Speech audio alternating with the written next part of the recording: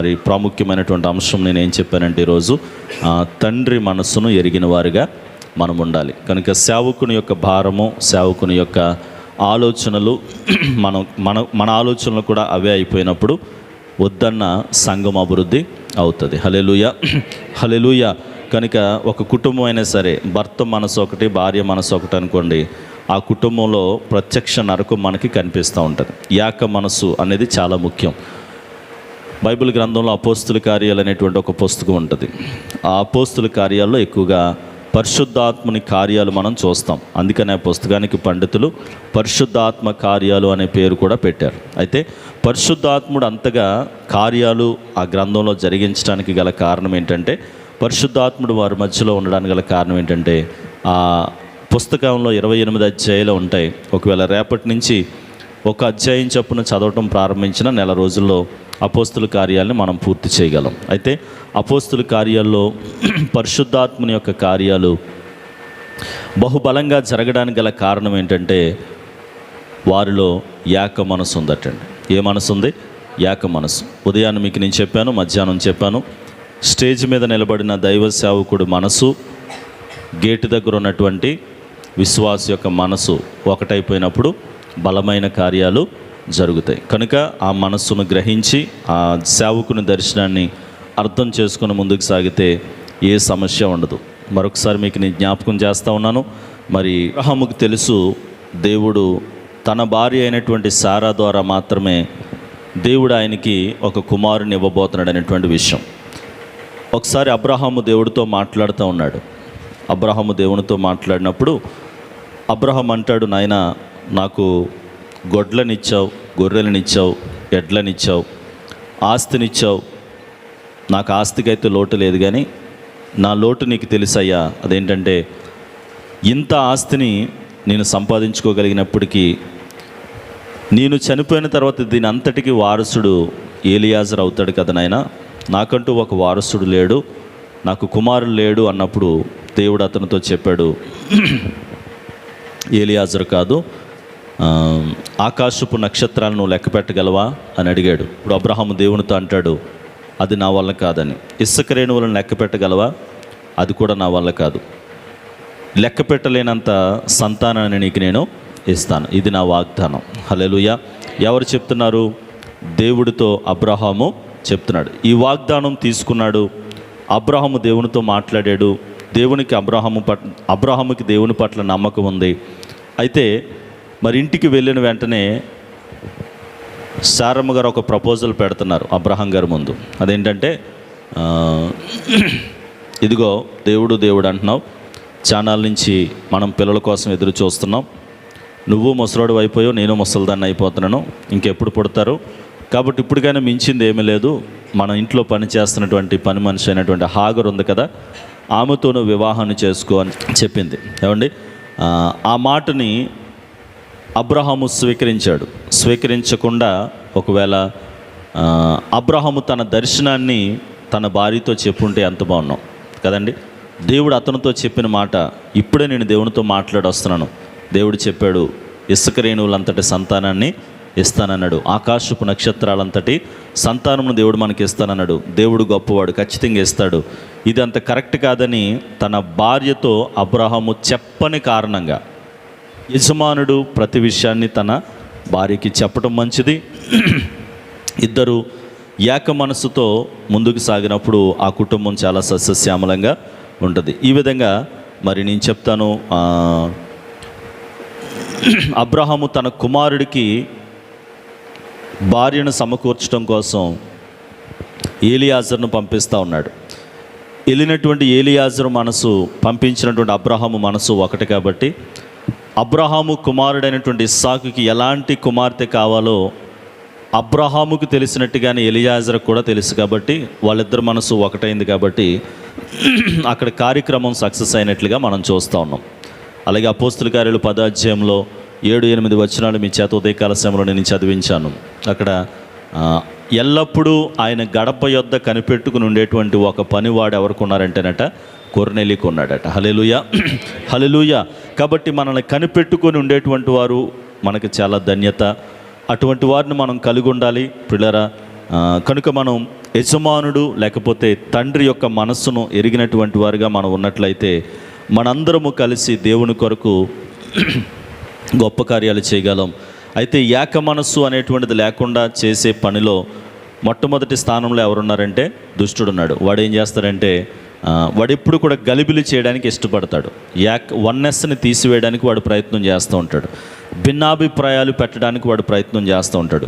గొడవలు పెట్టడానికి ప్రయత్నం చేస్తూ ఉంటాడు. గలిబిలి చేయడానికి ప్రయత్నం చేస్తూ ఉంటాడు.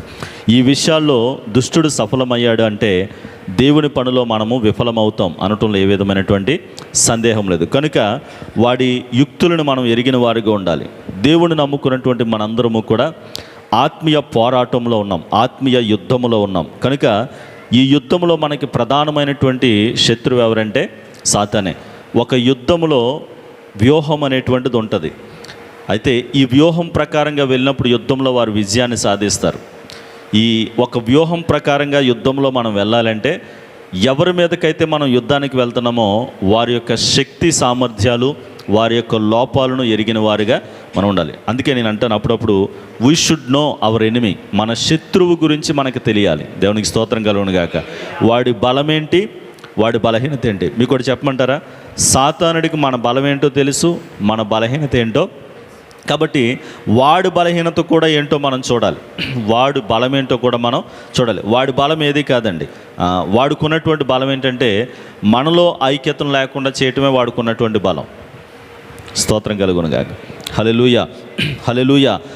నేనంటాను, దేవుని నమ్ముకున్నటువంటి ప్రజలమైనటువంటి మనందరము కూడా ఒకవేళ ఐక్యత కలుగుంటే, ఐక్యత, ఏక మనస్సు, ఏకాత్మ కలుగున్నట్లయితే అది చిన్న సంఘమా పెద్ద సంఘమా మ్యాటర్ కాదండి. బలమైన కార్యాలు మన ద్వారా జరుగుతాయి. హల్లెలూయా. శత్రువును మనం గడగడలాడించాలంటే వాడుకున్నటువంటి బలహీనత ఏంటో చెప్పమంటారా? మనము ఐక్యత కలిగి ఉండటమే. మనం ఐక్యంగా ఉంటే వాడు గిలగిల మనం కొట్టుకొని చచ్చిపోతాడు. మనలో ఐక్యత లేదనుకోండి, అదే వాడి బలం. దేవుని స్తోత్రం కలుగును గాక. మన బలహీనతే వాడికి బలాన్ని ఇస్తూ ఉంది.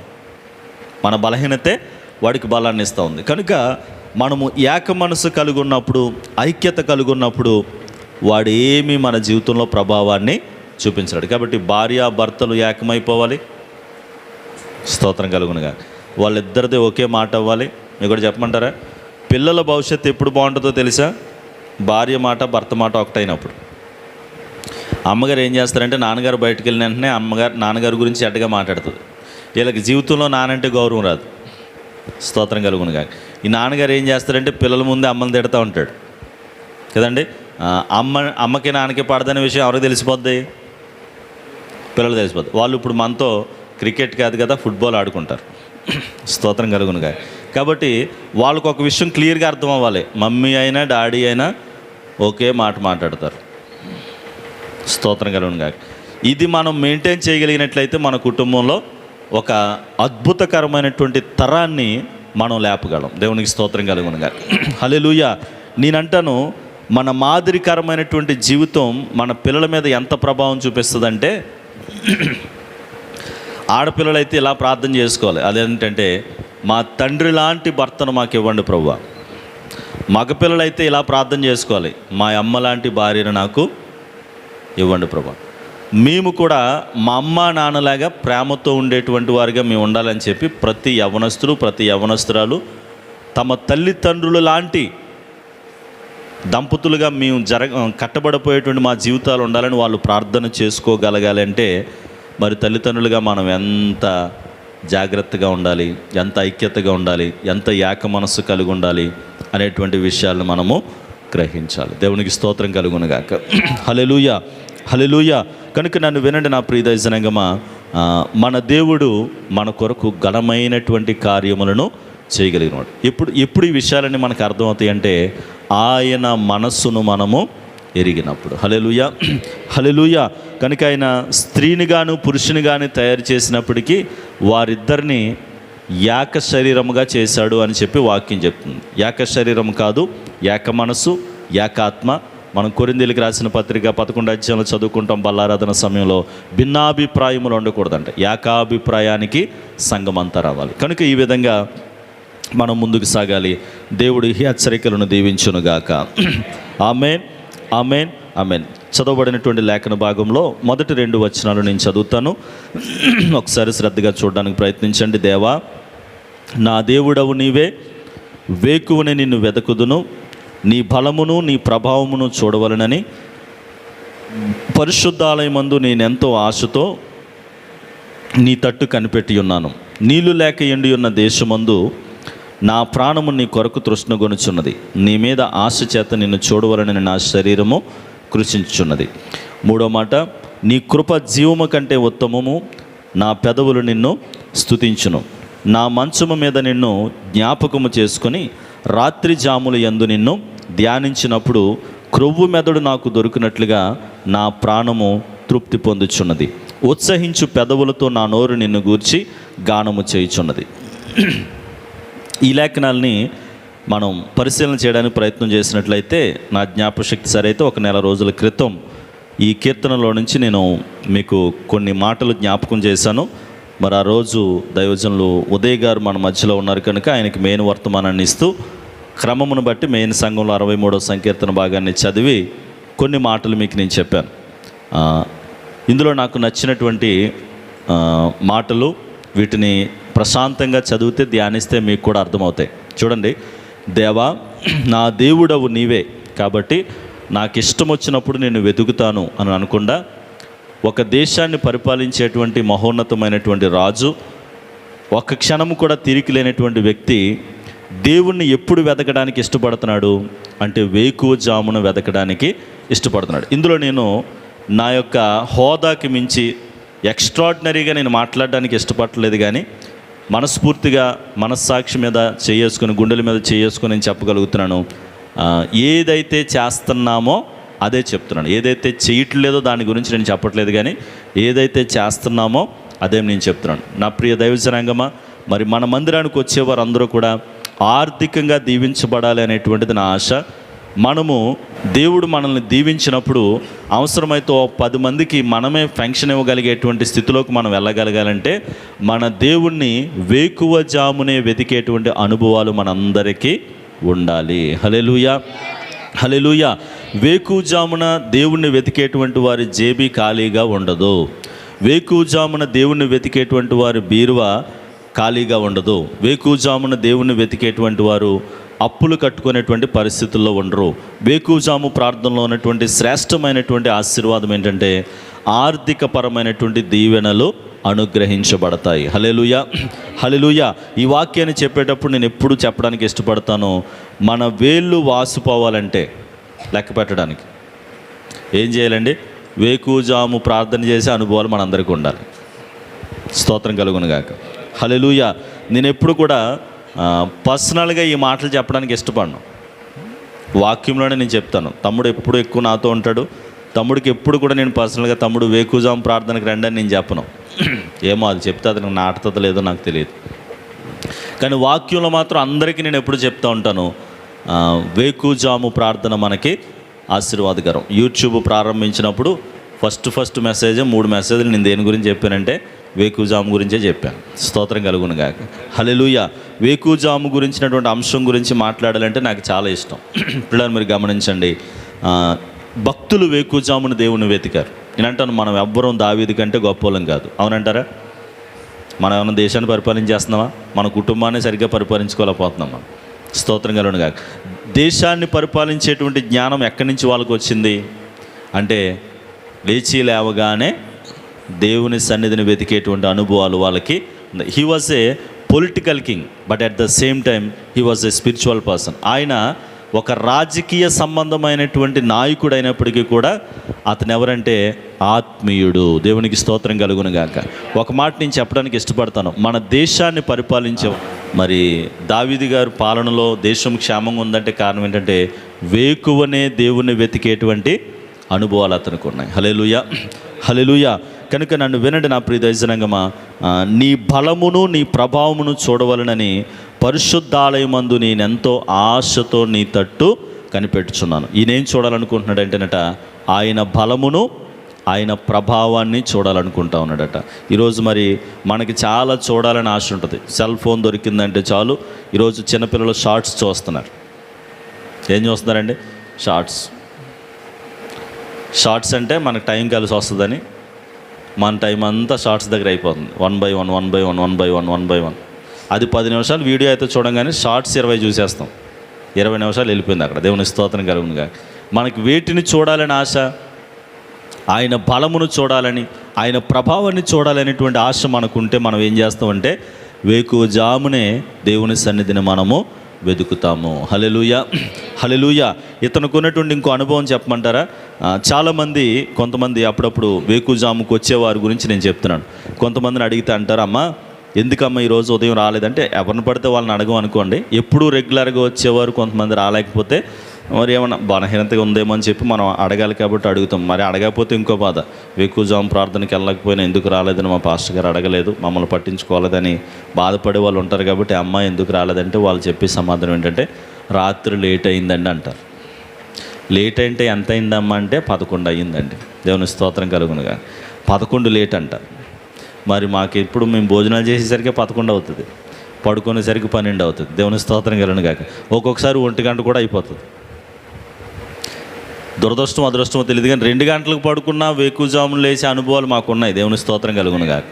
2 గంటలు పడుకుంటే ఎంత టైము? 3, 4, మరి 5 గంటలు డైరెక్ట్గా లేచి వస్తే పోగదు. కనీసం 1 అరగంట ముందన్నా లేవాలా? అంటే పడుకునే సమయం ఎంత? 2.5 గంటలు, లేకపోతే 3 గంటలు, 4 గంటలే. అయినప్పటికీ అదొక కమిట్మెంట్ అనమాట అండి. పిల్లలు మీరు గమనించండి, ఇక్కడ దావీదు దగ్గర కూడా మాట మనం చూద్దాం. 4వ వచనంలో అనుకుంటాను, నా మంచము మీద నిన్ను జ్ఞాపకము చేసుకొని రాత్రి జాములు యందు నిన్ను ధ్యానించినప్పుడు. అంటే రాత్రులు పడుకుంటున్నాడు ఈయన? రాత్రులు పడుకోలేదండి. అలాగని మరి రాత్రి లేట్ అయిపోయింది కాబట్టి, రాత్రి మెలకుకున్నాను కాబట్టి వేకువజామును మానేస్తున్నాడా? మనం 2 గంటల వరకు ఆల్ నైట్ ప్రేయర్ చేస్తే ఆ రోజు మరి 5 గంటల ప్రార్థన ఎగ్గొట్టేస్తున్నాం మనం. స్తోత్రం కానీ దావీదు గారికి ఉన్న అనుభవం ఏంటి? 2 గంటలకు మెలకుగా ఉంటున్నాడంట, 2:30కి మెలకుగా ఉంటున్నాడంట.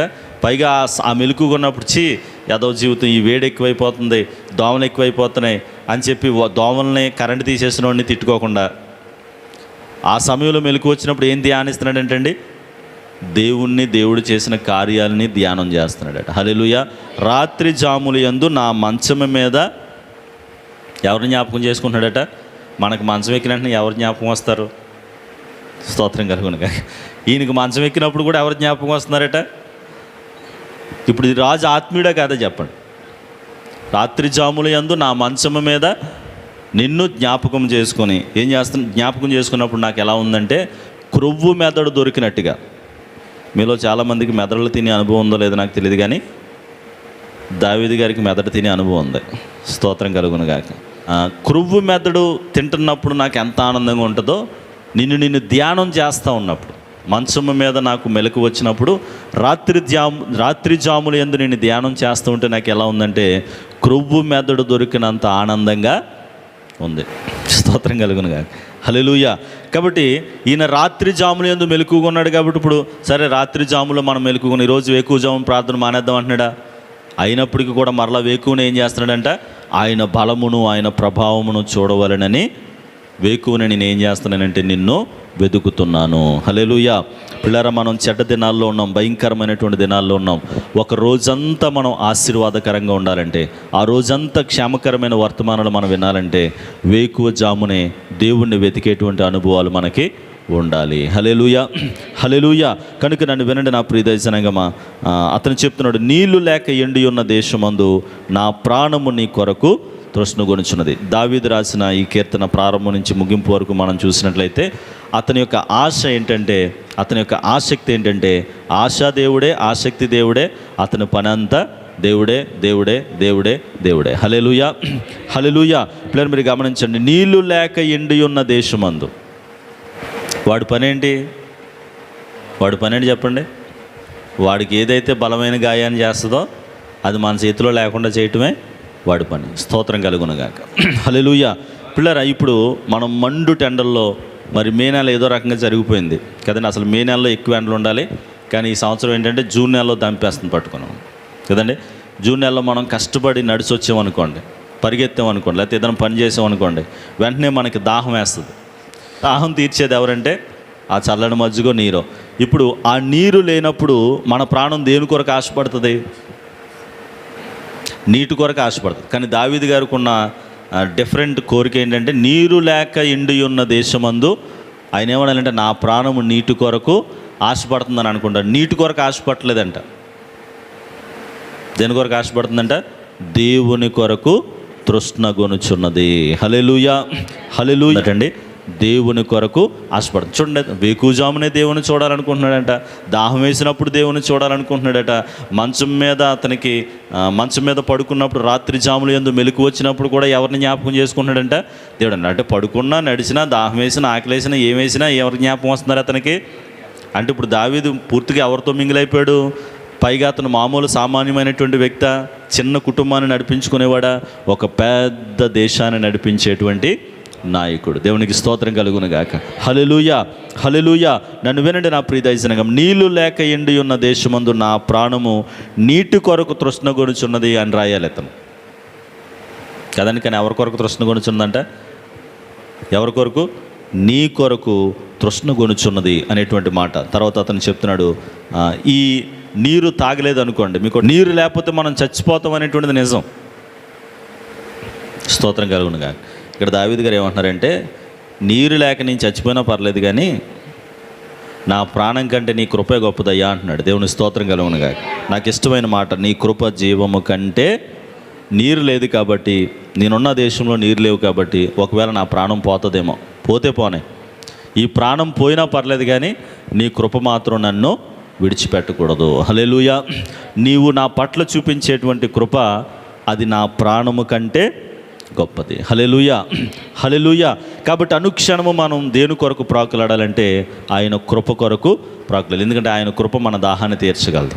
ఆయన కృప అర్హత లేనటువంటి మనల్ని అర్హులుగా మార్చేయగలదు. ఆయన కృప నరకం నుంచి మనల్ని తప్పించి పరలోక రాజ్యానికి తీసుకుని వెళ్దాం. ఈ లోకంలో నీరు లేక మనం చచ్చిపోయినా పర్లేదు, కానీ ఆయన కృప లేకపోతే మనకి ఏ నీరు ఉండదంటే జీవజలములు అనేటువంటి నీరు మనకి దొరకదు. కాబట్టి ఆ జీవజలములు అనేటువంటి నీరు కేవలం కృప ద్వారా మాత్రమే దొరుకుతుంది. కాబట్టి ప్రభువా, నీ కృప నా ప్రాణము కంటే శ్రేష్టమైనది, ఉత్తమమైనది అనేటువంటి మాటను అతను చెప్తున్నాడు. దేవుణ్ణి ధ్యానం చేస్తున్నాడు, దేవుణ్ణి వెతుకుతున్నాడు, కృప కొరకు ఆయన ప్రయాసపడతా ఉన్నాడు. హల్లెలూయా, హల్లెలూయా. కాబట్టి మనము ఒక మాట చెప్దాం, నీ కృప జీవము కంటే గొప్పది. హల్లెలూయా, హల్లెలూయా. నీ కృప జీవము కంటే ఉత్తమము. నా పెదవులు నిన్ను స్తుతించును. నా మంచము మీద నిన్ను జ్ఞాపకం చేసుకుని రాత్రి జాముల యందు నిన్ను ధ్యానించినప్పుడు క్రొవ్వు మెదడు నాకు దొరికినట్లుగా నా ప్రాణము తృప్తి పొందుచున్నది. ఉత్సహించు పెదవులతో నా నోరు నిన్ను గూర్చి గానము చేయుచున్నది. ఈయనకు ఇంకొక వరాన్ని కూడా దేవుడిచ్చాడు, ఉత్సహించు పెదవులతో దేవుని గానము చేసేటువంటి గొప్ప భాగ్యం. హల్లెలూయా, హల్లెలూయా. మరి శాలిని అక్కడ ట్రై చేస్తూ ఉంది. పాటలు బాగా నేర్చుకో తల్లి, బాగా పాడు, టైమింగ్లో పాడాలని దేవుని సన్నిధిలో ప్రార్థన చేసుకో. అలాగే మరి తేజ కూడా పాటలు పాడితే చాలా మంచిది. అదేమి నామోసి కాదు. మరి డేవిడ్ అంకుల్ పాడారు, మగవాళ్ళు కూడా పాటలు పాడచ్చు. కొంతమంది అనుకుంటారు పాటలు ఆడవాళ్ళు పాడితే సరిపోద్దని కదండి. దావీదు గారే దేవుని స్తుతించాడు. సంఘాల్లో నేను చూస్తూ ఉంటాను, పాట పాడినంటే పెద్ద నామోసిగా ఫీల్ అయిపోతారు. నన్ను పాట పాడమంటారా అంటే అంత చీపా నేను అన్నట్టుగా. పాపం వీళ్ళ రాజమండ్రి జాన్ వెస్లీ గారి కంటే గొప్ప లేదు. స్తోత్రం కలుగును గాక. హల్లెలూయా. కాబట్టి పాటలు పాడాలి, మనందరం పాటలు పాడాలి. కనీసం మనకి టైమింగ్లో పాడటం రాకపోయినా, మనం సింగర్స్ కాకపోయినా అట్లీస్ట్ కొయ్యరుగానే ఉండాలి. పాడుతున్న వాళ్ళతో కలిపి మనం పాడగలగాలి. దేవునికి స్తోత్రం కలుగును గాక. నేనంటే అందరూ స్పెషల్ సాంగ్స్ పాడలేరు నిజంగా, ఎందుకంటే టైమింగ్ దెబ్బేసేస్తూ ఉంటుంది. ఆ లయ నిజంగా దేవుడు అనుగ్రహిస్తే తప్ప అది ఎవరికి రాదు. ఆ లయ శృతి లయలు మనకు తెలియకపోయినా శృతి లయలో పాడుతున్న వాళ్ళతో కలిపిస్తే సరిపోతుంది. ఆమేన్, ఆమేన్, ఆమేన్. కాబట్టి దావీదు గారికి పాడటం అంటే ఇష్టం, కృపను ధ్యానించడం అంటే ఇష్టం. మెలకు వచ్చినప్పుడు కరెంటు తీసుకుని తిట్టుకోకుండా స్తోత్రం కలుగును గాక. ఎవరిని ధ్యానిస్తున్నాడంట? దేవుణ్ణే ధ్యానిస్తున్నాడంట. అలా ధ్యానిస్తున్నప్పుడు కొవ్వు మెదడు తిన్నంత ఆనందంగా ఉందంట. ఆయన ప్రభావమును, ఆయన మహిమను చూడాలని ఆశపడుతున్నాడట. ఆయన కృప జీవము కంటే ఉత్తమమైనదని చెప్తూ ఉన్నాడు. వేకువనే నిన్ను వెదుకుదును. హల్లెలూయా. ఇప్పుడు తర్వాత చెప్పుకున్న మాటలు ఏవైతే ఉన్నాయో అవన్నీ మన జీవితంలో నెరవేర్పులోకి రావాలంటే మొట్టమొదటి అనుభవం ఏంటంటే వేకువనే ఆయనను వెతికేటువంటి అనుభవాలు మనకి ఉండాలి. దేవుడు అట్టి భాగ్యాన్ని మనందరికీ దయచేయునుగాక. ఆమేన్, ఆమేన్.